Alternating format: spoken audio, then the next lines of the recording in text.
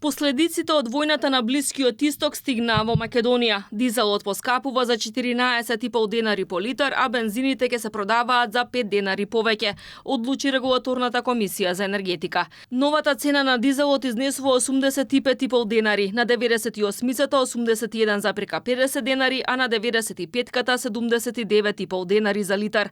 Екстра лесното масло за домаќинства поскапува за 12,5 денари и од полнок ќе се продава за 82,5 денари за литар. Се зголемува и цената на мазотот за 7 денари и сега ќе изнесува 42,586 денари за килограм. Во образложението на регулаторната комисија за енергетика стои дека нафтените деривати на светските берзи се зголемиле за 14% споредено со одлуката минатиот понеделник, кога бензините поскапеа за 1 денар. На бирзите најмногу поскапел дизелот за над 36%, бензините се зголемиле за 13%, додека курсот на денарот во однос на доларот бил повисок за 0,94%. Премиерот Викендов рече дека ако нафтените деривати драстично поскапат, ќе следува законско намалување на акцизите и ДДВ за колку толку да се стабилизираат цените. Евентуални одлуки во врска со цените на дериватите се очекуваат утре на владина седница. Мицкоски дополнително рече дека нафтените резерви се стабилни и дека се доволни за 62 дена.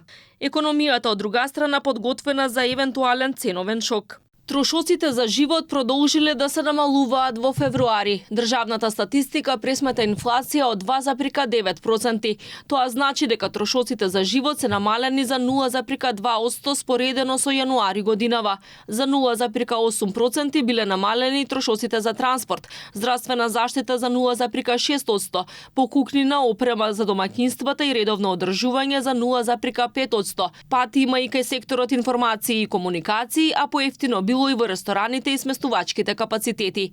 Февруари годинава, споредено со истиот месец лани, бележи пат на трошоците за транспорт од 4,4%, додека пораст има кај храната и пијалоците за 3,9%, покукнина и опрема за домаќинствата за 4,6%, а делот за рекреација, спорт и култура поскапел за 5,4%. Цените на мало пак во февруари се зголемени за 1,6% споредено со истиот месец лани. Сепак во однос на јануари годинава се намалени за 0,3%.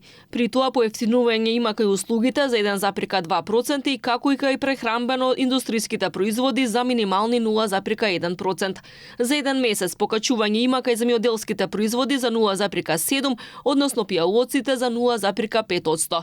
Премиерот Мицкоски претходно рече дека очекува инфлацијата да продолжи да се намалува во февруари. Сепак предупреди дека веќе овој месец притисоците врз цените ќе се зголемат, главно поради тензиите на Блискиот Исток. Конфликтот кој вклучува едни од најголемите производители и извозници на нафта во светот удри силно врз цените на горивата и гасот на светските берзи изминатата недела. Поскапувањето на енергенсите пак вообичаено повлекува зголемување на цената на превозот, а со тоа и на производите.